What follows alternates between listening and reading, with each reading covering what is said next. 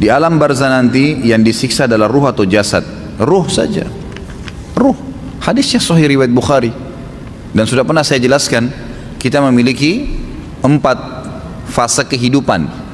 Alam azali sebelum jasad kita yang diciptakan, alam-alam ruh saja, gitu kan? Kemudian ada alam dunia yang sekarang kita laluin, dan ini digabung antara ruh sama jasad. Kemudian ada alam barzah yang ruh saja, tidak ada jasad di situ. Kemudian ada alam akhirat yang di sana akan bergabung ruh sama jasad, tapi jasad kita jasad baru diciptakan oleh Allah SWT. Ini sudah jelas semua dalilnya kok. Sudah sering saya sampaikan tentang masalah itu. Ya. Hadis sahih riwayat Bukhari, kata Nabi SAW, kalian, ya, seluruh tubuh kalian akan dimakan oleh tanah kecuali tulang ekor kalian yang darinya Allah akan bangkitkan kalian.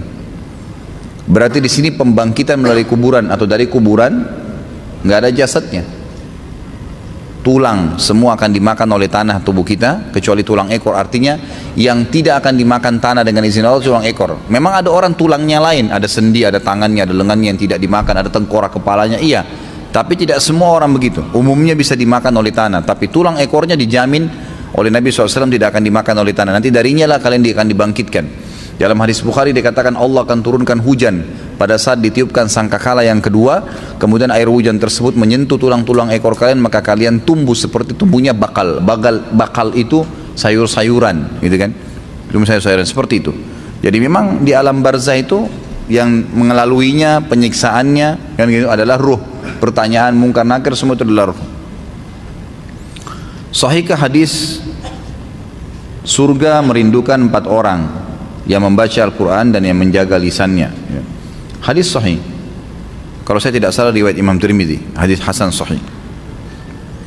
Ada yang berpendapat bahwa kunjungan atau bertemu dengan teman juga dikatakan dengan silaturahim, dengan dalil bahwasanya muslim dengan muslim yang lain adalah saudara. Bagaimana pendapat ini Ustaz? Inilah yang dari tadi saya jelaskan, gitu kan? Harus bisa dibedain.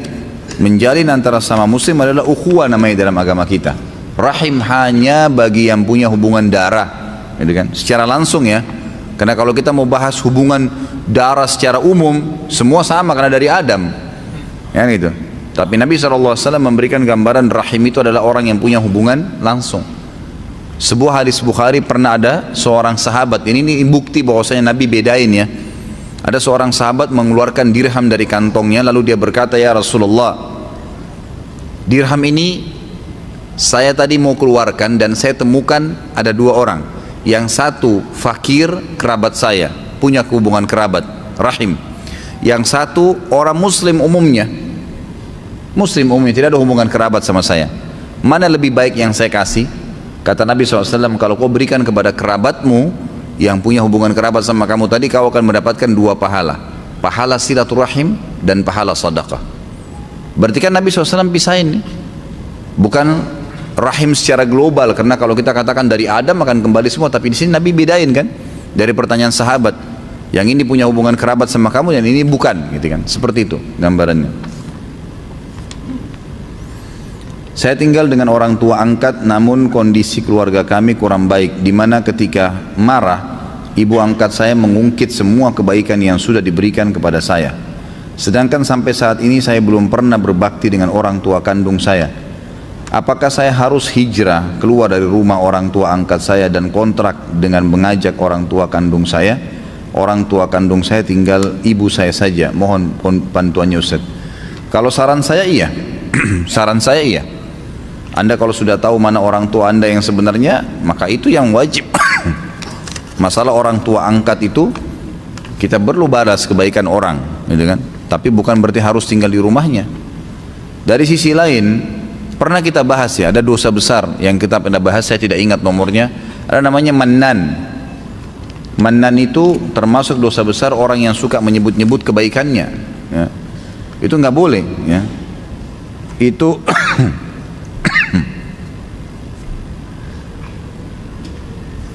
dosa besar ke-36. Kalau yang pegang bukunya di halaman 103. Saya ingatkan kembali, Allah subhanahu wa ta'ala berfirman tentang tidak bolehnya menyebut-nyebut kebaikan. Jadi itu dosa ya, dosa besar. Saya sudah pernah bantu kamu, saya sudah 10 tahun berikan kamu beasiswa, saya sudah biayai kau dari kecil. Nggak boleh. Sampai sebagian ulama mengatakan karena tegasnya larangan di sini, sampai-sampai orang tua pun tidak boleh bilang sama anaknya. Nggak perlu. Padahal itu anak sendiri ya. Apalagi kalau dibalik, anak bilang ke orang tuanya atau saudara bilang sama saudaranya, itu nggak boleh sama sekali. Kata Allah SWT, Allah menjelaskan dalam Al-Baqarah 264 penyebab dibatalkannya pahala bagi orang yang pernah bersedekah karena menyebut-nyebutnya. Kata Allah, a'udzubillahi minasyaitonirrajim, ya ayyuhalladzina amanu la tubtilu shadaqatikum bil manni wal adza. Al-ayat. Hai orang-orang yang beriman, jangan sampai kalian menghilangkan pahala sedekah kalian dengan menyebut-nyebutnya dan menyakiti perasaan si penerima. Suami bilang sama istrinya, sudah berapa tahun saya biayai kamu? Bukankah saya sudah bantu orang tuamu? Bukankah begini dan bukankah begitu? Perlu satu hal digarisbawahi teman-teman sekalian ya. Setiap perbuatan baik yang kita lakukan kepada orang lain, sebenarnya kalau kita fikir secara spiritual, secara keimanan, yang mendapatkan manfaat siapa? Saya. Bukan dia, karena dia hanya mendapatkan secara fisik duniawi. Saya berikan dia 5.000, dia hanya bisa beli air mineral dan segalanya. Tapi saya dapat apa? Pahala yang besar, mungkin 5.000 pahala. Tidak tahu, mungkin 5 juta, gitu kan? Makanya Abdullah bin Umar radhiyallahu anhu, beliau kalau tidak datang orang yang datang minta-minta ke rumahnya, beliau keluar mencari. Karena bagi beliau sebenarnya, beliau yang membutuhkan pahala itu. Bayangkan kalau tidak ada fakir miskin, tidak ada minta-minta, kita dapat pahala sedekah dari mana? Gitu kan? Kalau tidak ada cobaan, kita dapat pahala sabar dari mana? Nggak ada. Itu warna kehidupan ya. Harus difahamin. Jadi jangan pernah merasa orang lain butuh sama saya. Keliru teman-teman sekalian. Kita yang butuh kepada orang, itu yang betul. Keliru, gitu kan? Ada teman-teman dai nggak mau datang ceramah, kesannya jual mahal. Sebenarnya kalau dia faham, dia yang butuh dengan jemaahnya, bukan jemaahnya yang butuh. Karena kalau antum hadir di pengajian ana seperti ini, ikhwah dan akhwat sekalian, yang dapat manfaat lebih besar siapa? Saya sebenarnya. Antum secara individual dapat pahala ilmu, kan gitu, bisa diamalkan. Tapi saya mendapatkan pahala antum semua pada saat antum amalkan. Jadi sebenarnya yang lebih banyak mendapatkan manfaat adalah saya. Keliru kalau saya nggak datang, kebodohan. Saya biar terlambat, saya paksain datang, harus bisa dengan izin Allah, gitu kan? Mungkin dengan keniatan seperti itu Allah masih membuat antum semua bisa bertahan dalam majelis. Itu sesuatu yang harus difahamin. Jangan selalu merasa diri kita yang dibutuhkan. Enggak. Adanya anak-anak, sebenarnya kita yang butuh dengan anak-anak itu, bukan anak-anak yang butuh dengan kita. Allah gantungkan kebutuhan mereka pada kita, artinya kita akan bersedekah secara mau atau tidak mau.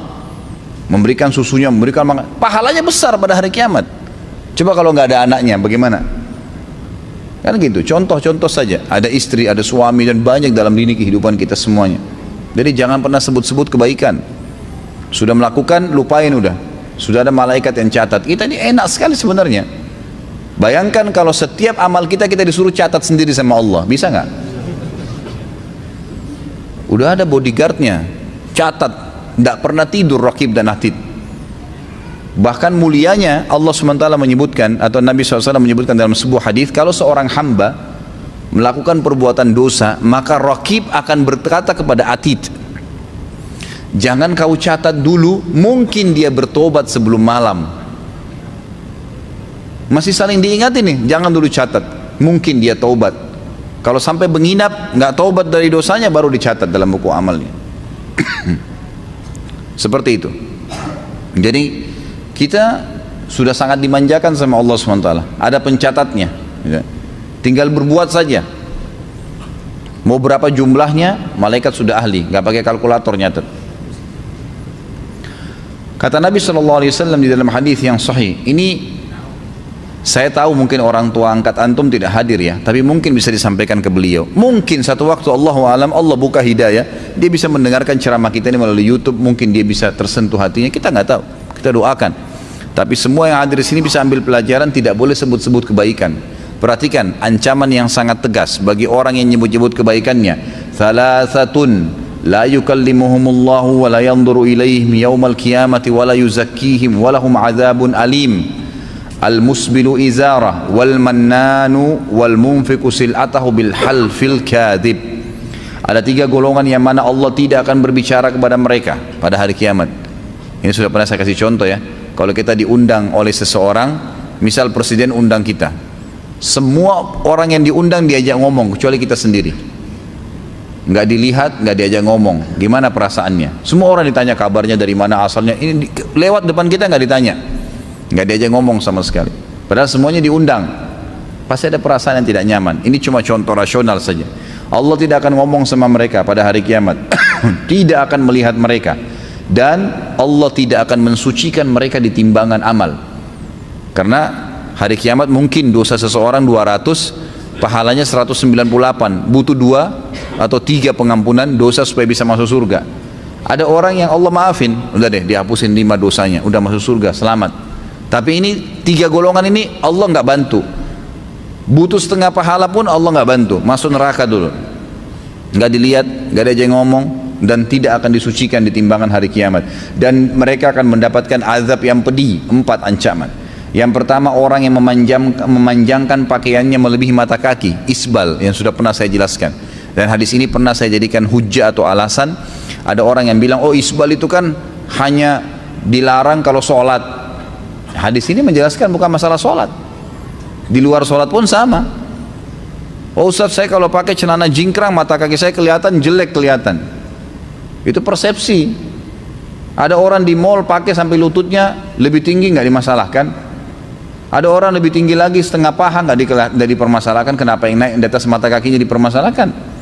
Karena seorang muslim dalam mengimani tauhid uluhiyah, mengesahkan Allah dari sisi ibadah, adalah meyakini semua yang baik dan bagus dan indah itu di mata dia, apa yang bagus dan baik serta indah di mata Allah. Yang buruk di mata dia adalah semua yang buruk di mata Allah. Sudah. Mau seluruh dunia tidak suka, terserah. Yang penting bagi saya, Tuhan saya mengatakan seperti ini. Kan gitu. Itu namanya mengesahkan Allah dari sisi uluhiyahnya, penyembahan Allah secara murni. Kemudian yang ketiga, yang pertama, orang yang menjangkan pakaian melebihi mata kaki bagi laki-laki dari atas ke bawah, bukan dari bawah ke atas. Kaos kaki nggak ada masalah. Yang kedua, orang yang suka menyebut-nyebut kebaikannya yang pernah diberikan kepada orang lain. Bayangkan ini, pernah berbuat baik loh, disebutin malah jadi masalah. Dan yang ketiga adalah penjual yang melariskan barang dagangannya dengan sumpah dusta. Hadis yang lain, kata Nabi SAW, "Thalathatun la yakbalullah minhum sarfan wala adla, aqun wa mannanun wa mukadzibu bil qadar." Ada 3 golongan manusia yang mana Allah tidak akan menerima amal wajib maupun amal sunnah darinya, yaitu orang yang durhaka kepada kedua orang tuanya. Yang kedua, orang yang gemar menyebut-nyebut kebaikannya, dan orang yang mendustakan kadar, mendustakan takdir maksudnya, gitu kan. Jadi ada bahasan qada dan kadar, iman, rukun iman kita yang ke-6. Kalau qada itu keputusannya Allah, kalau kadar kapasitasnya, gitu kan. Jadi Allah SWT menciptakan semuanya, semua ini dengan qadanya Allah, keputusannya Allah, dan Allah berikan setiap qada ada kadarnya, ada kapasitas, gitu kan. Allah ciptakan lapar, ada kapasitasnya itu supaya laparnya bisa hilang, makan nasi sepiring, udah, itu kadar namanya. Orang capek, qada, keputusan Allah, ada kadarnya untuk menghilangkan capek itu. Semua punya qada dan qadar. Itu rukun iman kita, gitu kan.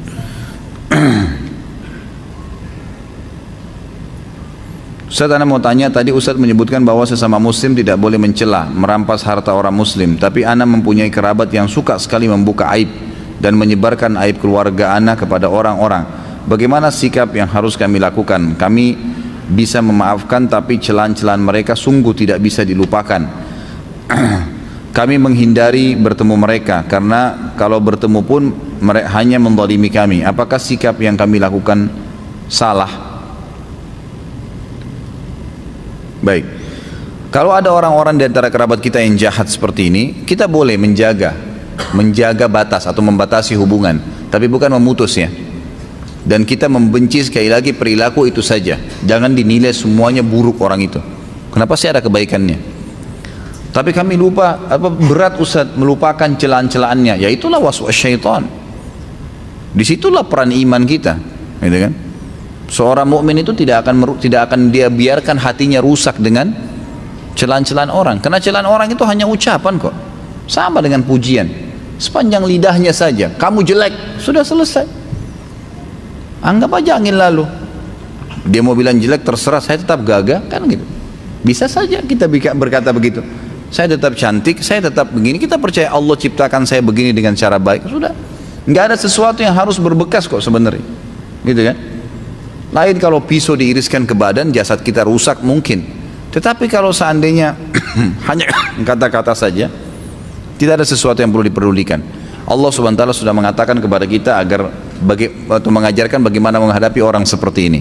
A'udzubillahi minasyaitonirrajim. Wa idza khatabahumul jahiluna qalu salama. Orang-orang beriman itu hamba-hamba Allah yang disayangi oleh Allah, ibadur rahman namanya, gitu kan? Mereka yang kalau melewati orang-orang jahil, kata ulama tafsir, jahil adalah suka mencaci maki, suka mencela, suka menilai buruk penampilan seseorang, gitu kan? Maka mereka berkata salama, artinya oh udah ngomong terserah kamu deh, nggak usah peduli, biarin aja, tetap aktivitas kita sehari-hari. Kita biarin Raqib dan Atid mencatat kebaikan-kebaikan saja. Dia mau cerita terserah dia, hubungan dia dengan urusan dia dengan Allah Subhanahu wa taala. Dan kita juga harus tahu ya, tadi saya sudah jelaskan ada kadar ya, ada qada dan kadar. Subhanallah, kejahatan itu juga Allah ciptakan sebagai qada. Allah ciptakan kebaikan dan keburukan, gitu kan? Dan perlu kita ketahui juga punya kadar. Subhanallah, kejahatan juga punya kadar loh. Kalau dia meninggal, selesai kejahatannya. Atau kata ulama minimal per hari itu ada berhenti kejahatannya. Misal dia jahat dari pagi nih, pasti ada saatnya dia letih, dia jenuh, dia berhenti ke kamar mandi, dia berhenti makan, dia tidur, berhenti kejahatannya. Ada kadarnya itu. Kadang-kadang Allah SWT malah menghukum dia kalau dia sudah berlebihan. Mungkin dia meninggal tiba-tiba, mungkin dia jatuh, mungkin dia ini, mungkin dia itu. Banyak hal. Jadi nggak usah terlalu khawatir. Kita punya Tuhan Allah SWT dan semua sudah sesuai dengan kadarnya. Ada saatnya dia akan berhenti. Dan pada saat sekarang Anda akan mendapatkan pahala sabar. Ingat ya, pahala amal yang besar sekali adalah sabar. Kata Allah SWT, wa ma yulaqqaha illa alladhina sabaru wa ma yulaqqaha illa dzu hadzin azim. Surga itu tidak akan didapatkan kecuali bagi orang-orang yang sabar, dan surga tidak akan didapatkan kecuali orang yang memiliki nasib yang baik. Allah mempertemukan antara nasib yang baik dan masuk surga dengan mudah adalah orang yang sabar. Dan sabar kapan dibutuhkan? Kalau cobaan sedang datang, ya kan? Disitulah cobaan, disitu dibutuhkan, itu kita akan panen pahala sabar. Lagi ada masalah, kita hadapin dengan tenang, ya, kita bersyukur kepada Allah Subhanahu wa taala, ikhtiar mencari jalan keluar, seperti itu.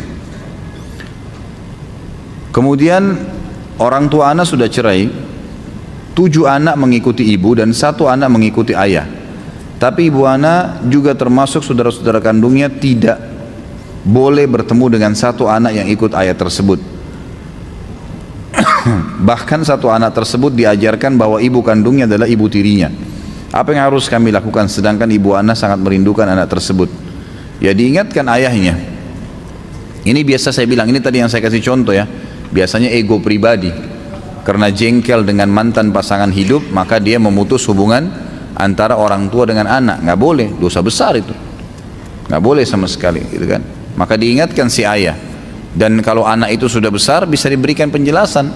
Mungkin bertemu di luar rumah, mungkin melalui sosial media, gitu kan, diberikan penjelasan, gitu kan. Yang jelas, jangan balas keburukan orang dengan keburukan kita. Jangan orang putus silaturahim, kita juga putus silaturahim. Jangan orang gibah, kita juga gibah. Dia dihukum, kita juga dihukum. Ngapain? Nggak usah ikut-ikutan.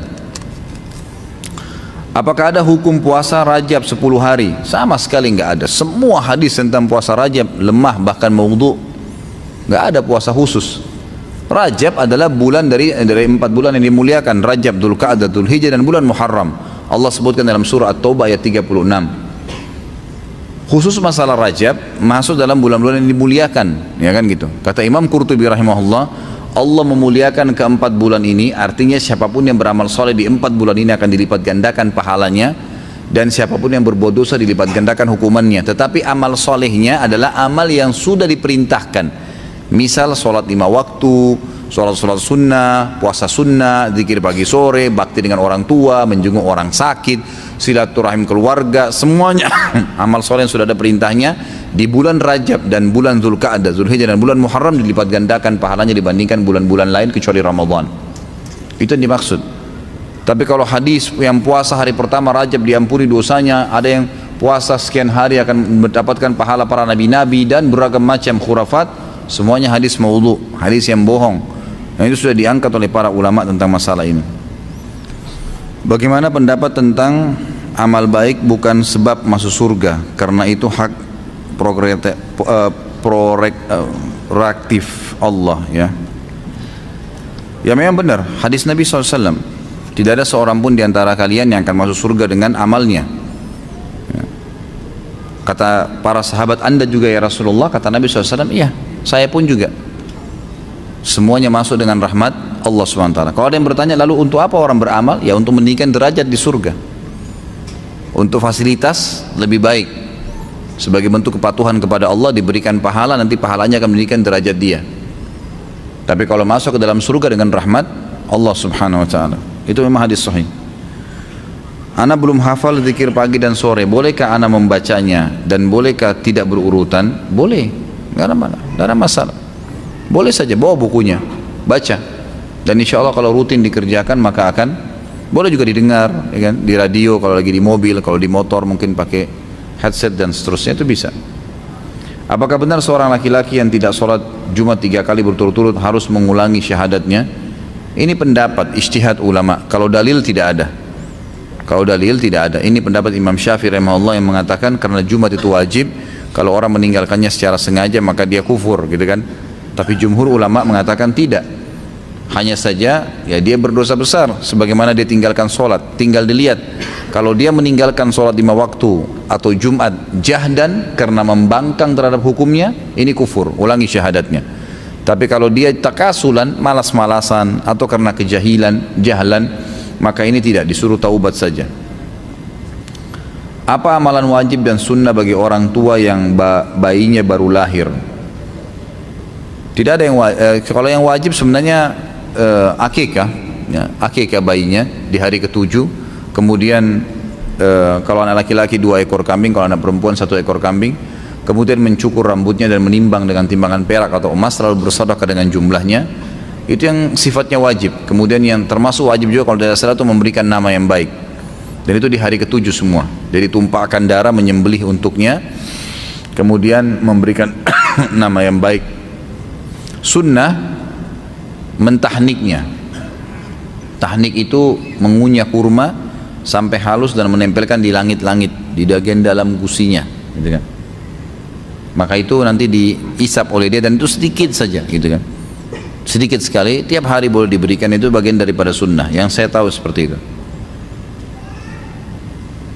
Kalau kita bicara ruang lingkup wajib yang lebih jauh, tentu masuk dalamnya pendidikan, nafkah, yang itu. Saya bicara tadi itu yang masalah kalau baru lahir bayi. Tapi kalau global, lebih global, maka pendidikan anak juga termasuk dalam kewajiban. Ustadz punya buku nama-nama baik untuk anak? Tidak ada sebenarnya. Sering saya bawa ya, tapi malam ini kayaknya tidak terbawa. Kalau tidak salah yang saya bawa itu ada yang pesanan teman-teman masalah sifat sholat dan wudhu yang bergabung, yang bergambar itu dengan buku doa, dan saya tidak tahu ada buku apa lagi yang saya siapkan tadi. Tapi ada, buku itu ada buku khusus nama-nama baik, gitu kan, nama-nama anak soleh. Kalau apa, pilihan nama-nama untuk anak soleh, terbitan Pustaka Ibnu Umar. Kalau mau dicari sendiri silakan, kalau enggak mungkin Rabu depan insya Allah saya diingatkan, mudah-mudahan saya bisa bawakan. Apakah seorang anak yang orang tuanya bercerai dan ia tinggal dengan ibunya sedangkan ayahnya tidak peduli atau meninggalkannya disebut yatim atau mustahik? Enggak disebutkan yatim, enggak masuk dalam yatim. Yatim khusus definisi bagi anak-anak yang belum balik dan ayahnya meninggal. Kalau masalah ayahnya bengkalikan kewajiban nafkah itu tidak dikatakan juga tetap yatim. Karena hukum yatim sendiri ya. Hukum yatim sendiri. Orang yang mensponsori anak yatim akan seperti kata Nabi SAW, ana wa kafil yatim kahatini fil jannah. Saya dengan sponsor anak yatim seperti ini di surga. Artinya dekat sekali gitu kan. Jari tengah dan jari telunjuk. Sebaik-baik rumah yang dalamnya ada anak yatim, siapa yang mengelus kepala rambut anak yatim maka setiap helai rambutnya diberikan pahala. Itu berlaku hanya bagi orang anak kecil yang belum balik ya, kemudian ayahnya meninggal. Jangan antum sudah balik ngaku yatim, atau sudah nenek-nenek kakek-kakek ngaku yatim. Ini nggak benar gitu kan. Jadi setahu saya dia bukan yatim, tapi apakah dia mustahik? Maksudnya mustahik itu berhak untuk dibantu? Jawabannya iya, mustahik ya, dia pantas untuk dibantu. Bahkan kalau dia dan ibunya tidak mampu, maka dia masuk dalam mustahik menerima zakat. Boleh menerima zakat mal. Bolehkah kita merapikan jenggot atau memotong sedikit? Ini sering ditanya ini. Kenapa harus dipotong? Beratkah? 1 lembar 10 kilo? Enggak, biarin aja, enggak apa-apa. Semisal awalnya kita di dalam masjid, terus kita ke toilet, lalu wudhu, lalu masuk masjid lagi. Apakah kita perlu sholat tahiyat masjid? Asalnya sholat tahiyat masjid itu hukumnya sunnah gitu kan. Sunnah. Kalau antum sudah kerjakan awal pada saat masuk, kayak ini majelis ilmu, kemudian berhalangan butuh kamar kecil, kemudian anda keluar wudhu lagi, masuk masjid tidak perlu tahiyat masjid, cukup 1 kali. Pertama hukumnya dia sunnah dan cukup dengan 1 kali. Bahkan tahiyat masjid gugur hukumnya kalau antum datang masjid sudah ada sholat yang lain, seperti sudah diiqamahkan syarat wajib, maka sudah tidak lagi tahiyat masjid. Karena intinya sebelum duduk di masjid dianjurkan menghormati dengan sholat. Sunnahkah atau wajib? Sama. Ketika kita sedang sholat di depan kita ada anak kecil yang sedang bercanda, bolehkah kita menegurnya? Menegur seperti apa nih anak kecil lagi sholat? Ya. Saya nggak habis pikir bagaimana caranya kira-kira ditegur. Ya. Kalau yang saya tahu dibiarkan, karena Nabi SAW membiarkan Hasan dan Husain bermain di punggung beliau, gitu kan? Sampai mohon maaf, sampai para sahabat waktu Hasan dan Husain sedang bermain di punggung Nabi SAW dan lama sekali sujudnya, sampai para sahabat mengatakan kami mengira terjadi sesuatu pada Nabi SAW, maksudnya beliau meninggal. Ternyata setelah salam baru kami sadar dan kami lihat ternyata di punggungnya ada Hasan dan Husain. Malah beliau biarkan sallallahu alaihi wasallam, jadi nggak usah ditegur. Kalau sedang sholat ya, kalau baru mau sholat itu boleh diingatkan. Malah lebih baik kalau diamankan, kecuali kalau tidak ada tempat lain ya. Saat ini saya sedang menunggu kelahiran putra pertama saya. Semoga insya Allah Allah mudahin ya. Insya Allah rencananya putra saya akan beri nama Khalid, seperti nama antum Ustaz. Yang ingin saya tanyakan, arti lengkap dari nama Khalid apa Ustaz? Kemudian menurut huruf kha atau ha gitu. Syukran atas penjelasannya. Mohon doanya semoga putra saya kelak mempunyai pemahaman ilmu agama yang luas seperti antum, dan kelak dengan ilmunya dapat bermanfaat kepada orang lain. Amin insyaallah. Mudah-mudahan lebih dari saya tidak ada apa-apanya. Orang lagi nuntut ilmu, saya sedang belajar. Saya datang cuma bacain kitab saja di sini. Kalau Khalid dari khalada yakhludu, yang artinya sebenarnya kekal ya, yang artinya kekal. Dan ada sahabat yang menggunakan nama ini, Khalid bin Walid yang masyhur, gitu kan? Yang masyhur. Itu yang saya ketahui. Apakah dia menggunakan ha atau kha? Menggunakan kha. Makanya tulisannya KH. Itu betul dalam bahasa Indonesia. Jadi Khalid. Seperti Al-Quran mengatakan khalidina fiha tentang Al-Quran. Dari makna itu yang diambil, gitu kan? Dari makna itu. Insyaallah Allah mudahin. Insyaallah istri ana mau melahirkan. Masya Allah banyak mau melahirkan. Melahirkan bulan Mei, insyaallah dimudahin. Mohon doanya Ustaz agar Allah memudahkan proses kelahiran. Pertanyaan saya adalah, jika seorang wanita yang sedang hamil dan belum membayar puasa Ramadan tahun lalu, bagaimana sebaiknya cara membayar puasa tersebut? Apa udurnya dia tahun lalu tidak puasa? Kalau udurnya dia juga karena hamil atau menyusui, ini bisa dibayar dengan fidyah. Bisa dibayar dengan fidyah. Fidyah adalah mengeluarkan makanan sama dengan ukuran zakat fitrah dan makanan pokok. Zakat fitrah kita di Indonesia apa? Beras. Dan ukurannya 2,5 kilo kan gitu, atau 4 liter kalau lebih gitu kan. Makanya yang dikeluarkan fidyah juga sama, mengeluarkan nilai yang sama dengan zakat fitrah, tinggal dikali jumlah hari yang kita tidak sempat puasa. Jadi kalau 15 hari berarti perharinya 2,5 kilo kali 15. Bolehkah dikeluarkan sekaligus? Boleh. Bolehkah ke satu orang? Boleh. Bolehkah dibagi banyak orang? Boleh. Gak ada masalah. Supaya jangan ada yang bertanya lagi gitu.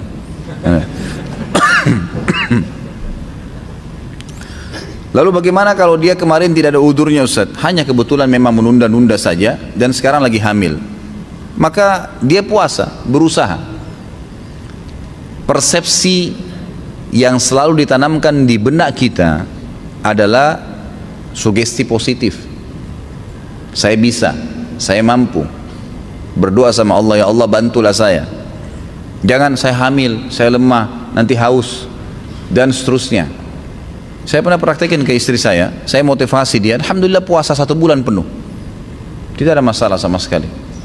Bahkan pada saat itu hamilnya lagi hamil besar lagi, gitu kan. Pada saat sahur diberikan konsumsi yang cukup, buka puasa juga yang cukup, nggak ada masalah. Sugestinya selalu positif saja, tapi jangan dipaksain, gitu kan. Kalau nggak bisa ya sudah. Solusi yang lain adalah solusi yang lain, bagaimana caranya? Jangan digabung. Kalau dia tidak mampu, maka dia melahirkan. Kalau masa melahirkannya memang sekarang dia tidak mampu, memang sering haus, butuh obat-obatan, vitamin dan segalanya, dia tidak berdosa insya Allah. Karena memang dia masih punya kesempatan. Sama hukumnya dengan orang yang meninggalkan sholat wajib di awal waktu. Kemudian dia mau sholat di akhir waktu, gitu kan? Ternyata di akhir waktu dia lupa. Ini hukum fikih ya. Kalau seandainya ada orang azan duhur dia nggak sholat, Imam Ahmad mengatakan dia berdosa kalau tidak sholat di awal waktu, dia punya tidak ada udurnya. Tapi Imam Syafi'i mengatakan tidak, gitu kan? Artinya dia kehilangan banyak sekali pahala.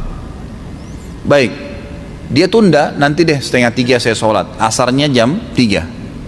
Subhanallah, pas 2:30 dia keluar kantor lupa sholat duhur. Dia ingat nanti 4:30. Bagaimana kira-kira? Dosakah dia? Tidak berdosa di sini. Dia lupa, dan memang bukan dia sengaja kan? Dia tetap boleh kerjakan sholat duhurnya di waktu dia ingat. Karena kata Nabi SAW, siapa yang lupa sholat dia boleh kerjakan kapan dia ingat. Sama hukumnya dengan tadi yang ditanyakan kepada saya ini. Jadi kalau Ramadan, dia sebenarnya masih punya kesempatan puasa sampai bulan Syaban, ya kan? Ternyata di bulan Rajab ini ketahuan hamil, atau Rabiul Awal ketahuan hamil, dan ternyata prediksi dokter akan lewat Ramadan sementara dia tidak bisa puasa. Berdosakah dia? Tidak. Insya Allah setelah dia melahirkan nanti dia bayar puasanya itu. Dan lebih baik, ya lebih baik kalau dia yang tadi yang dia utang puasa tahun lalu bukan karena udzur syar'i, bukan karena hamil atau menyusui, dia wajib bayar dengan puasa ya. Tapi yang sedang dia hamil sekarang, Ramadan nanti ternyata dia nggak bisa puasa, itu boleh dibayar dengan fidyah. Faham ya? Jadi yang tidak ada udzur syar'inya, maka itu wajib dibayar dengan puasa juga. Jika wanita yang sedang nifas atau pasca melahirkan, bagaimana dengan puasa Ramadannya? Sama tadi saya sudah jelaskan. Jadi kalau orang insya Allah hamil atau sedang menyusui dan dia merasa tidak mampu, bisa dibayar dengan fidyah. Keluarkan aja fidyah. Ustaz, tolong bagaimana cara membaca ayat ini dan jelaskan surah Qaf ayat 34. Udkhuluha bisalam. Apa masalahnya? Dibaca udkhuluha bisalam, gitu kan? Ini tentang orang-orang yang masuk ke dalam surga nanti. Allah Subhanahu wa taala memerintahkan mereka atau menyambut mereka, menyuruh para malaikat mengatakan kepada ahli surga, udkhuluha bisalam. Masuklah kalian ke dalam surga dengan sambutan yang meriah. Ini hampir sama dengan sabda Nabi SAW, Abshus salam wa at'imut ta'am wasilul arham wa sallu bilali wan nasu niyam tadkhulul jannata bis salam. Kata Nabi SAW, sebarkan salam di antara kalian. Abshus salam wa at'imut ta'am, berikanlah makan kepada orang-orang, wasilul arham, lanjutkanlah hubungan silaturahim, wa sallu bin laili wan nasu niyam, dan salatlah pada malam hari sewaktu orang-orang sedang tidur. Tadkhulul jannata bis salam, sama dengan ini. Kalian akan masuk ke dalam surga dengan sambutan yang meriah. Itu yang dimaksud. Bolehkah ketika istri akan melahirkan? Masya Allah, ini melahirkan. Rupanya sekarang diubah polanya ya. Karena saya bilang jangan bertanya lagi masalah menikah cari jodoh, sekarang diganti ya. Bolehkah ketika istri akan melahirkan berobat ke rumah sakit non muslim? Hal ini karena adanya pertimbangan biaya, jarak yang dekat dan rumah sakit tersebut sudah rekanan asuransi kantor, jadi sudah tercover dan tidak mengeluarkan biaya. Kalau masalah dia dekat, dokternya non muslim, tidak ada masalah. Pengobatan tidak ada masalah. Ya. Para sahabat ada yang kadang-kadang berobat dengan orang-orang non muslim. Itu biasa terjadi. Para tabi'in, mereka ada yang berobat dengan orang muslim. Bahkan Sufyan ats-Tsauri dan beberapa ulama tabi'in pernah diobatin oleh dokter-dokter non muslim, gitu kan? Itu tidak ada masalah. Kalau Anda mau, itu yang saya jawab ya, sesuai dengan pertanyaan. Tapi kalau apakah karena dia rekanan asuransi atau apa, saya sudah pernah jelaskan masalah asuransi. Allahu a'lam. Apa yang dilakukan dengan ari-ari tali pusar bayi ketika lahir? Apakah harus dikubur, bungkus, buang di sampah? Tidak ada masalah. Jangan bawa khurafat-khurafat yang tidak perlu ya. Jadi nggak ada masalah, dibungkus taruh di sampah. Mau dikubur juga silahkan, tidak masalah. Gitu kan? Ada khurafat di Indonesia, maksudnya khurafat ini kebohongan ya. Nanti kalau dimakan sama kucing, akhirnya anak kita jadi sakit. Nanti jadi begini, nanti jadi begitu. Kalau dibuang di lautan, dimakan ikan ganas, nanti anak kita jadi nakal. Ini khurafat semua, nggak ada. Itu cuma sekedar ari-ari, ya, sisa daripada yang digunakan pada saat dia masih di rahim ibunya. Dari 12.000 orang pasukan yang ikut dalam perang Hunain, berapa banyak kaum Ansar? Apa keutamaan Abu Sufyan sebagai sahabat Rasulullah SAW? Perang Hunain, jumlah pasukan yang hidup yang ikut 12.000. Tapi kalau kita mau hitung orang Ansar, maka dilihat pasukan awal. Pasukan awal sebelum Hunain adalah Fathi Makkah, pembebasan kota Makkah, dan jumlah pasukan itu 10.000 orang. 10.000 orang. Dari 10.000 orang ini, ulama mengatakan, ya, ahli sejarah mengatakan jumlahnya antara Ansar dan Muhajirin itu perbandingannya 70-30. Jadi 70%-nya orang-orang Ansar Madinah karena memang mereka lebih banyak, dan 30%-nya adalah orang-orang Muhajirin. Jadi kurang lebih kalau dari 10.000 orang pasukan yang menyerang Mekah itu sekitar 7.000 orang dari orang Ansar, dan itulah jumlah mereka juga yang masuk ke Hunain. Ya kan gitu, karena memang perang waktu pembebasan kota Mekah nggak ada korban dari sahabat, nggak ada yang mati. Sementara perang Hunain ini adalah kelanjutan dari perang pembebasan kota Mekah. Jadi kalau ditanya kurang lebih Allah alam yang saya tahu sekitar 70 ribuan, 7.000 ya, 7.000 orang. Selama 16 tahun orang tua membiayai penuh pendidikan si anak sampai lulus. Ketika si anak sudah bekerja dan memiliki penghasilan, orang tua meminta kembali semua biaya yang sudah dikeluarkan dulu kepada si anak. Apakah dapat dibenarkan sikap orang tua tersebut? Jawabannya benar, iya. Bisa dibenarkan. Ya, bisa dibenarkan. Dia minta yang pernah dia berikan atau tidak, itu bisa saja. Tidak ada masalah itu. Terutama yang berhubungan dengan sebelum sesudah dia balik, kalau anak laki-laki.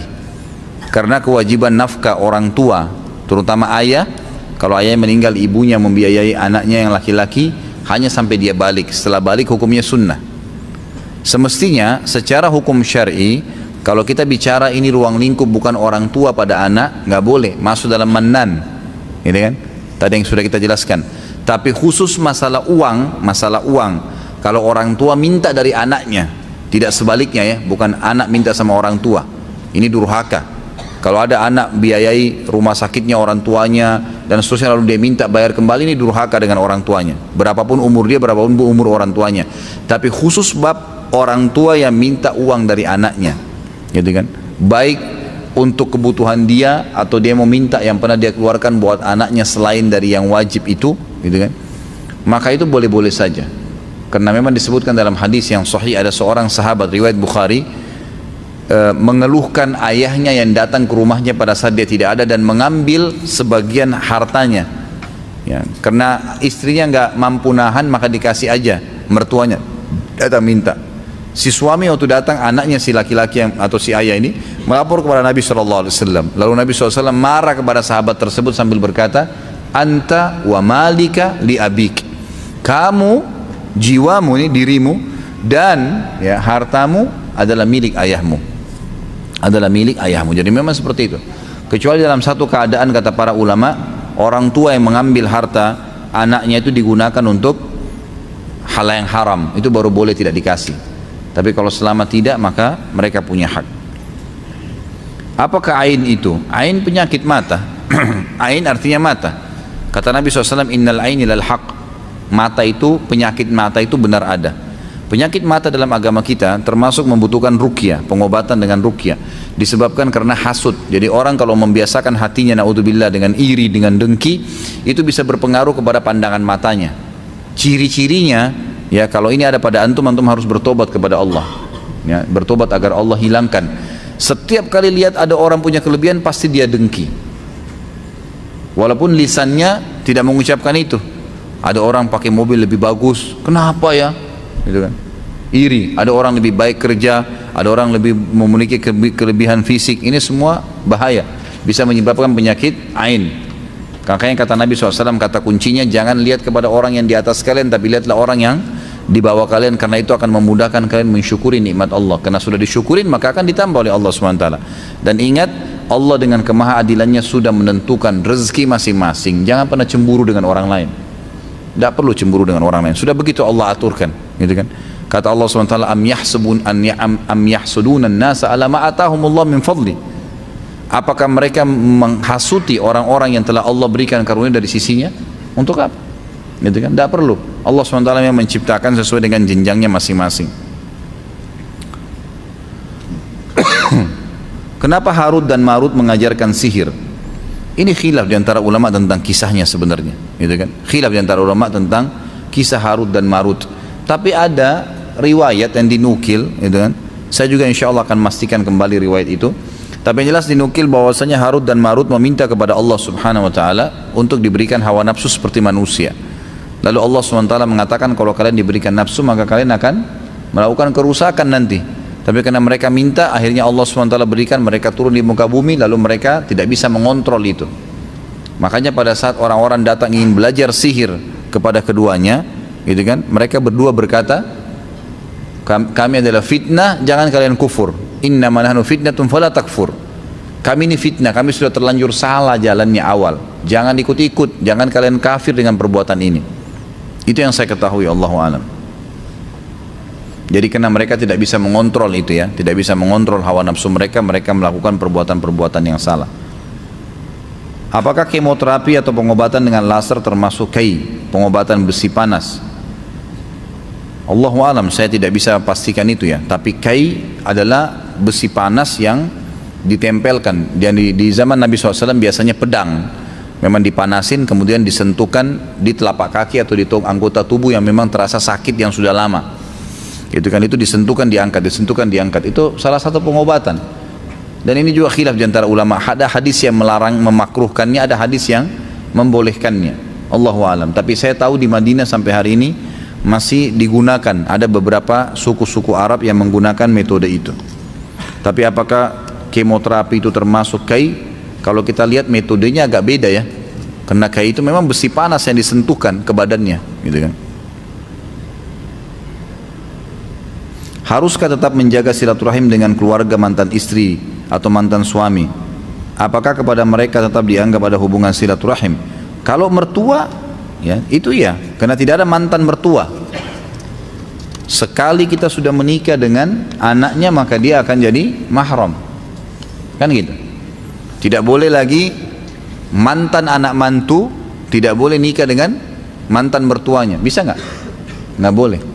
Si A cerai dengan istrinya si B, selesai, habis masa iddah, bukan mahram lagi. Apakah dengan dia cerai sama istrinya tadi, dia boleh nikah dengan ibu mertuanya? Nggak boleh, karena ini sudah mahram. Sebagian ulama yang lebih kuat mengatakan mereka mahram abadi. Jadi tetap silaturahim, biasa saja.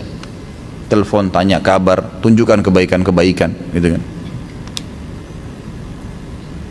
Maaf, pertanyaan menyangkut haji. Baiklah, kita terima karena ada maafnya. Tapi jangan lagi nanti minggu depan pakai maaf semua.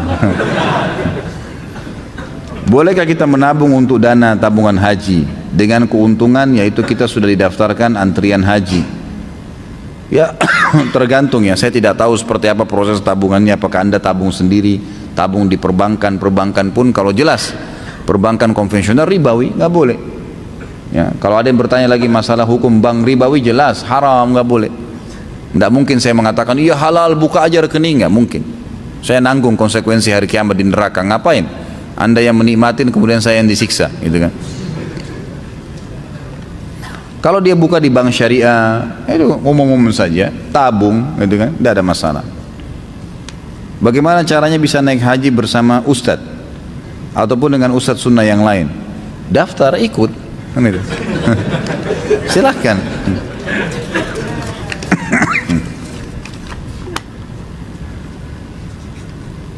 Selain di sini, apa ini? Di mana lagi ustadz adakan taklim rutin? Dan di televisi saya juga pernah melihat ustadz bersama Ustadz Arifin. Apakah rutin dan setiap hari apa? Dia bisa dilihat di web saya di www.khalidbasalama.com. Dibuka ada jadwal full, di situ sudah dilihat. Kalau apakah rutin, tidak rutin. Saya hanya kebetulan kemarin diminta di TVRI pada hari Kamis, 2 Kamis yang lalu sama beliau, sekali tampil beliau jadi moderatornya dan saya sempat menyampaikan materi, itu saja. Kalau apakah rutin, tidak. Pertemuan pun tidak rutin terjadi, tapi kadang-kadang kalau beliau ingin menanyakan sesuatu ya, atau mungkin menawarkan kepada saya pengajian, gitu kan, itu baru, atau ada undangan mungkin baru bisa baru berhubungan. Kenapa pada saat sholat ba'diyah kita bergeser tempat? Karena sunnah. Nabi SAW mengatakan setiap tempat yang dipakai sholat akan menjadi saksi pada hari kiamat. Maka dianjurkan pindah tempat, bergeser, karena itu akan jadi saksi hari kiamat. Apa hukum masuk rumah ibadah agama lain? Tidak boleh, haram, jangan masuk, gitu kan. Terutama kalau lagi ada spiritual, ada acara-acaranya, atau acara-acara agama mereka lah. Kata Nabi SAW, jauhilah tempat ibadah ahli kitab. Sementara ahli kitab itu Yahudi Nasrani adalah orang yang beriman kepada Allah ya. Tapi tetap disuruh jauhi tempat ibadahnya, terutama kalau mereka sedang melakukan ritual karena laknat Allah sedang turun. Hadis sahih riwayat Imam Ahmad masalah ini. Jadi kita nggak boleh dekat-dekatan. Saya sapa Ustaz, jangan tugas pada saat itu. Cari tempat lain, rezeki Allah luas kok. Jangan kurung diri kita di tempat yang haram. Jadi sebaiknya jangan. Kalau ahli kitab saja nggak boleh, apalagi agama lain. Sementara ahli kitab beriman kepada Allah. Sudah bisa difahami masalah itu. Saya mau bertanya bagaimana hukumnya seorang suami yang terus-menerus melakukan sholat berjamaah bersama di rumah dengan istri dan anak-anaknya, bukan di masjid. Kalau Imam Syafi'i mengatakan boleh-boleh saja. Imam Ahmad mengatakan tidak boleh kalau tidak ada udzur, makanya lebih baik dia ke masjid tentunya. Tapi istri saya sholat sendiri nanti Ustaz. Baik, Anda boleh sholat berjamaah di masjid, setelah itu pulang imami istri. Adakah dalilnya? Ada, sudah pernah saya jelaskan. Hadis Muadz bin Jabal, hadis sahih. Muadz bin Jabal radhiyallahu anhu dai-nya Nabi sallallahu alaihi wasallam ke Yaman, dan beliau adalah orang yang dicintai oleh Nabi sallallahu alaihi wasallam. Beliau selalu ikut 5 waktu sholat bersama Nabi SAW, kemudian pulang mengimami satu sukunya. Jadi bukan cuma istri anaknya, satu suku semua jadi diimami sama dia. Tapi sholat keduanya sudah dihitung sholat sunnah. Boleh. Dalam hadis Bukhari yang lain ada pernah sahabat terlambat masuk masjid, kemudian sudah bubar sholat, lagi berzikir. Ada satu orang masuk sendirian, mau sholat. Kata Nabi SAW, sebentar, siapa yang mau bersedekah untuk saudaranya ini? Abu Bakar angkat tangan, saya Rasulullah. Maka Abu Bakar pun berdiri sholat dengan dia. Padahal Abu Bakar tadi sudah sholat berjamaah.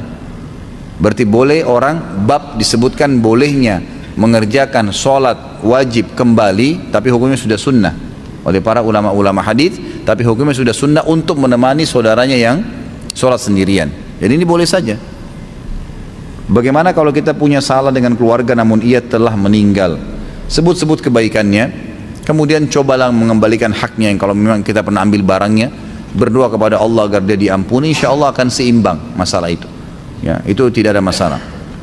Asal memang betul-betul kita tulus ya. Mengapa kita tidak boleh bertasbih sebelum sholat? Apakah hadisnya sahih? Maksudnya apa ini tidak boleh bertasbih sebelum sholat? Saya nggak ngerti. Yang dimaksud apa sebelum sholat ini? Apakah yang dimaksud ini teriak-teriak pakai mic antara azan dan iqamah? Ini memang tidak ada sunnahnya. Kalau bertasbih berzikir antara azan dan iqamah boleh, tidak ada larangan. Zikir boleh saja kapan saja. Apakah budak hanya didapat dari perang? Bagaimana dengan Salman Al-Farisi datang dari Persia untuk mencari Nabi SAW, namun tertawan jadi budak? Saya tidak pernah tahu kalau Salman Al-Farisi ini pernah masuk dalam kategori budak. Dia hanya sekedar menuju ke Madinah, kemudian orang waktu saat dia bertanya, lalu kemudian orang tunjukkan kota Madinah dan dia masuk. Yang saya tahu Salman radhiyallahu anhu adalah orang yang bebas masuk ke Madinah tanpa tawanan. Ada mungkin beberapa riwayat yang menyebutkan masalah ini, tapi saya tidak tahu kesahihannya. Kalau budak bisa didapatkan dari peperangan, bisa juga didapatkan dari pasar. Karena kalau sudah jihad berkumandan banyak seperti di zaman Nabi SAW, kalau kita rentet sejarah kehidupan Nabi SAW selama 10 tahun di Madinah, kalau kita ratakan semua selama 10 tahun dengan jumlah pasukan yang Nabi SAW utus, itu hampir per 2 bulan atau 3 bulan sekali pasukan jihad keluar. Selama 10 tahun ya. Ini yang banyak umat Islam lalaikan ini, tidak pernah berjihad. Di zaman Nabi SAW itu kalau 10 tahun di Madinah, mulai hijrah masuk di Madinah tahun pertama sampai beliau mau meninggal, itu hampir kalau direntet sejarahnya dihitung, kurang lebih diakumulasikan, hampir per 2 bulan atau 3 bulan sekali pasti pasukan jihad keluar. Baik pasukan besar beliau pimpin sendiri atau pasukan-pasukan kecil yang beliau utus. Nah ini mengundang ghanimah, harta rampasan perang. Maka yang jadi di pasukan musuh akan menjadi budak. Ini bisa jadi hak orang yang sedang berjihad, kemudian bisa diperjualbelikan sama dia. Biasanya ada pasar perbudakan, diperjualbelikan. Jadi ada 2 sumber yang bisa didapatkan. Tapi dianjurkan tentu setiap muslim kalau punya budak untuk membebaskannya. Makanya kata Nabi SAW, bebaskanlah para budak. Allah SWT juga selalu hubungkan dengan hukum syar'i, fatahrirur raqabah, seperti orang berhubungan suami istri di siang hari Ramadan. Apa kafarahnya? Bebasin budak, kan gitu. Kalau nggak punya, puasa 2 bulan berturut-turut. Kalau nggak bisa, baru memberikan makan 60 orang miskin, gitu kan. Jadi kita lihat pembebasan budak. Kalau ada orang membunuh orang lain tanpa sengaja, maka hukumnya adalah pembebasan budak. Orang bersumpah salah, sengaja atau tidak sengaja, maksud saya sengaja bersumpah atas nama Allah, kemudian dia bertaubat, pembersihannya, kafaranya membebasin budak, atau berpuasa 3 hari berturut-turut, atau memberikan makan 10 orang miskin. Jadi memang budak dalam Islam itu ada dihubungkan dengan hukum syari, dan sudah pernah saya jelaskan masalah ini. Fadilah salat rawatib 12 rakaat apa? Lalu dimulai dari mana? Apa dari isya atau subuhnya? 12 rakaat fadilahnya tentu banyak ya. Ada beberapa hadis, diantaranya hadis sahih, siapa yang menjaga 12 rakaat sehari semalam, Allah akan bangunkan baginya istana di surga. Ibnu Umar mengatakan, saya menghafal dari Nabi SAW 10 rakaat sehari semalam. Jadi hilaf di antara ulama antara 10 dan 12, tapi yang lebih kuat adalah 12 rakaat. Kalau dimulai dari mana tidak ada masalah, dimulai dari mana. Yang jelas dia 2 rakaat antara azan dan iqamah subuh, 4 rakaat sebelum duhur, 2 rakaat sesudah duhur, 2 rakaat sudah maghrib, 2 rakaat sudah isya. Dalam bermurabahah, barangnya harus kita miliki secara utuh, fisik, atau sebatas ada tanda bukti secara hukum sudah berpindah ke pemilikan, baru bisa kita jual beli. Setahu saya yang penting ada bukti, setahu saya, gitu kan? Setahu saya ada bukti. Ada tanah saya di Surabaya, saya mau jual, saya jual kepada teman saya di Jakarta. Baik, saya jual tanah sana ya, luasnya sekian. Teman saya tidak lihat tanah itu. Saya cuma lihatin sertifikat ini, sertifikat tanah ini luasnya sekian, lokasinya di sini. Baiklah, saya tidak lihat tanah tersebut karena tanah sudah masyhur, orang tahu, maka ditandatanganin, dibuat surat kesepakatan di notaris. Sudah sah, nggak ada masalah. Teman saya sudah boleh menjualnya kepada orang lain, gitu kan? Yang tidak boleh ditransaksikan tanpa dilihat itu emas. Ya.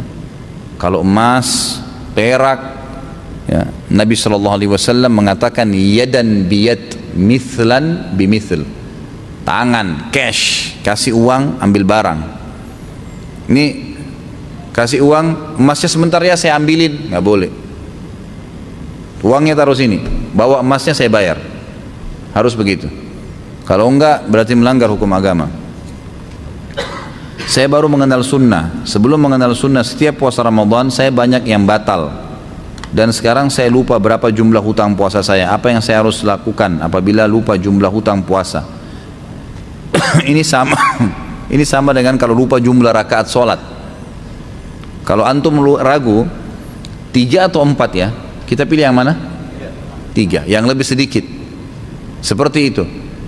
Kalau puasa Ramadan, kata ulama dibalik. Maksudnya diambil secara hukum hampir sama sholat, tapi dibalik. Kalau sholat dipilih yang lebih sedikit,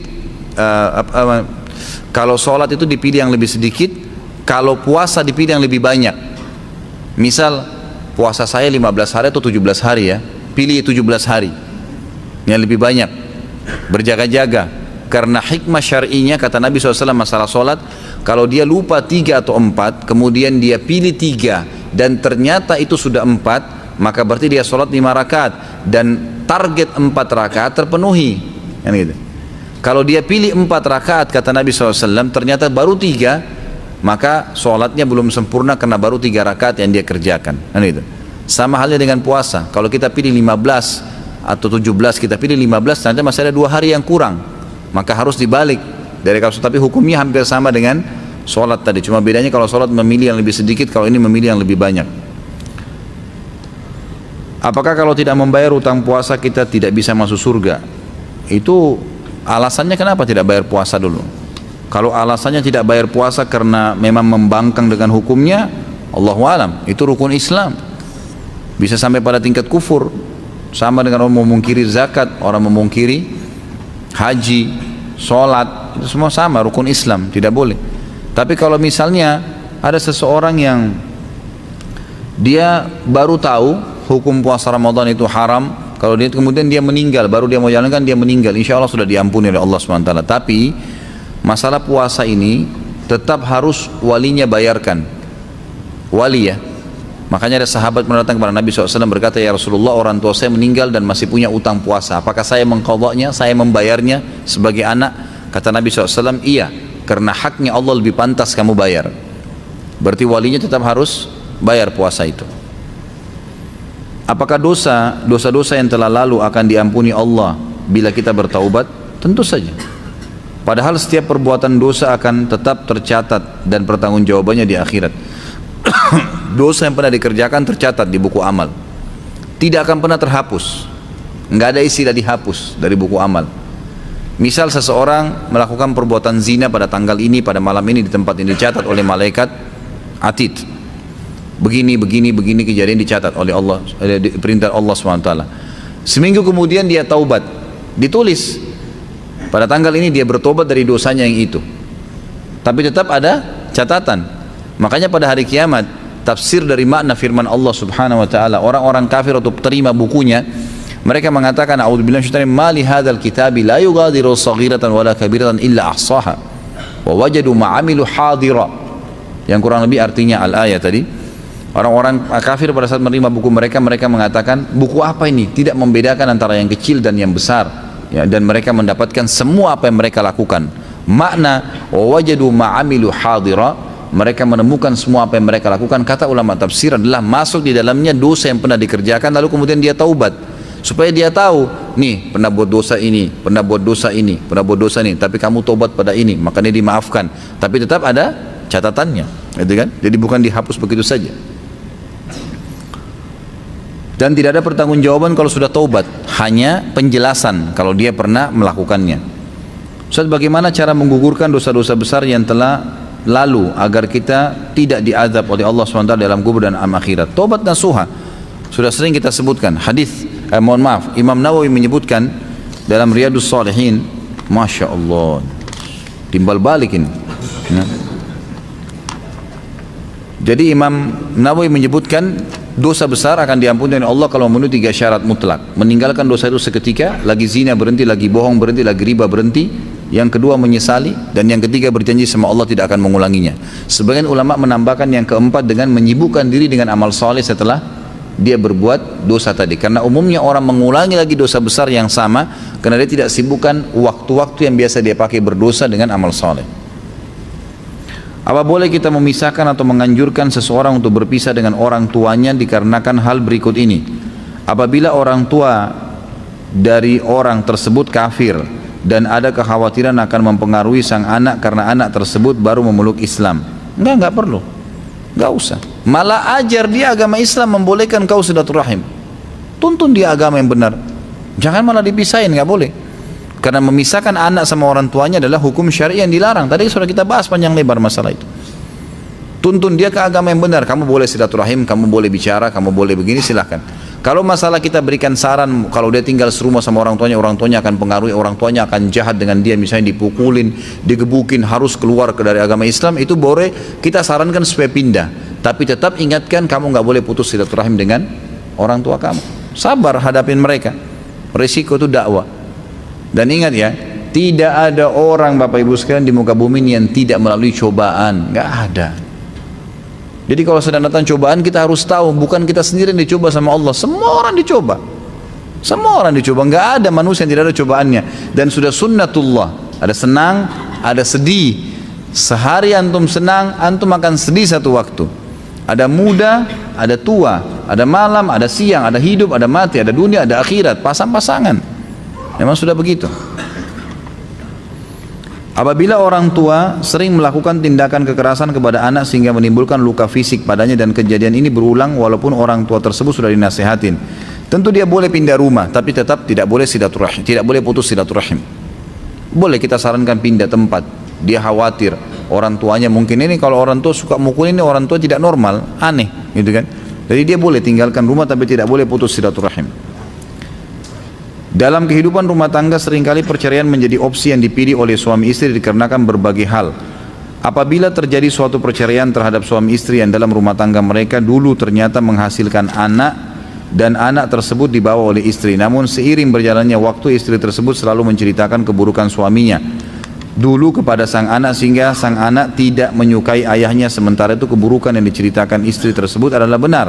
Pertanyaan saya, apakah yang dilakukan oleh istri tersebut tergolong ke dalam dosa besar? Tentu saja, ghibah. Kenapa mau menceritakan aibnya ayah, suaminya dulu? Supaya anaknya tahu keburukan ayahnya? Untuk apa? Gak ada manfaatnya. Jangan emosi kita pribadi ditarik kepada anak, gak ada hubungannya. Menarik orang lain untuk sama-sama memusuhi, gak boleh. Kan kita sekarang membuat anak kita musuh dengan orang tuanya sendiri, gak boleh. Sehingga anaknya musuh, nggak mau ketemu, nggak mau berbakti, nggak boleh. Jangan, nggak usah. Jangan dendam. Dalam Islam tidak ada dendam. Tidak ada sesuatu yang samar-samar, gitu kan? Semuanya jelas dalam Islam. Nasihat seperti apa yang bisa diberikan kepada sang anak agar dia tidak memutus silaturahim dengan ayahnya? Sampaikan baik-baik bahwasanya ayah itu, saya sudah pernah jelaskan di bab bakti dengan orang tua ya, teman-teman sekalian. Kalau saya tanya kembali, siapa yang lebih wajib dibakti antara ibu sama anak, ibu sama ayah? Banyak orang mengatakan ibunya kan, karena selalu yang ditonjolkan hadis surga di bawah telapak kaki ibu. Padahal hadis ini hadis yang lemah sekali, gitu kan? Lemah sekali. Kalau dalam masalah khidmah itu melayanin, maka ibu didahulukan. Hadis Nabi SAW yang berbunyi, seorang sahabat mengatakan, ya Rasulullah, man ahakku bisuhbati, siapa yang lebih layak saya layani, saya temenin? Kata Nabi SAW, ummuka, ibumu. Yang anak ini maksud adalah antara ibu sama ayah, siapa yang saya dahulukan dalam melayani? Kata Nabi SAW, ibumu. Siapa lagi Rasulullah? Ibumu. Siapa lagi Rasulullah? 3 kali ibumu. Lalu yang keempat baru dikatakan ayahmu. Memang khusus poin ini melayani adalah ibu yang didahulukan. Nak, ambilin saya air, ibu bilang. Ayah juga bilang, nak, ambilin saya makan, ibunya didahulukan. Memang begitu. Nak, antar saya ke sini, si ibu bilang. Ayah mengatakan, nak, antar saya ke sini, dahulukan ibu. Khidmah, melayani memang begitu. Tetapi dalam masalah porsi bakti, itu ayah lebih tinggi daripada ibu. Porsi bakti, gitu kan? Seperti misalnya hadis Nabi SAW, siapa yang membenci ayahnya, dia telah kufur. Hadis sahih riwayat Imam Ahmad dan Imam Hakim. Tidak ada hadis seperti ini untuk ibu, untuk ayah. Siapa yang menisbatkan diri kepada selain ayahnya, maka dia telah kufur. Hadis sahih juga. Berarti ini masalah gitu kan? Perempuan manapun yang menikahkan dirinya tanpa izin walinya, siapa walinya? Ayahnya. Maka nikahnya batal. Walaupun ibunya bilang tidak apa-apa nak, ibu ridho, nggak bisa, batal. Hukum syar'inya begitu. Secara porsi umum, ayah lebih tinggi daripada ibu. Sebagaimana juga dia sebagai suami, ya, lebih tinggi posisi ketaatan atau bakti si istri kepada dia. Begitu juga anaknya. Tadi hadis yang saya sebutkan pada saat sahabat mengeluh karena hartanya diambil oleh ayahnya, apa kata Nabi SAW? Kau dan ayahmu milik ayahmu. Kamu dan hartamu milik ayahmu. Gitu kan? Jadi jelas hukum-hukum syar'inya. Makanya harus difahamin masalah-masalah seperti ini ya. Masalah-masalah seperti ini. Allahu a'lam. Mudah-mudahan Allah SWT memberkahi majelis kita ini. Kalau ada benar dari Allah, kalau salah dari saya mohon dimaafkan. Subhanakallahumma bihamdika asyhadu an la ilaha illa anta astaghfiruka wa atubu ilaik. Wassalamualaikum warahmatullahi wabarakatuh.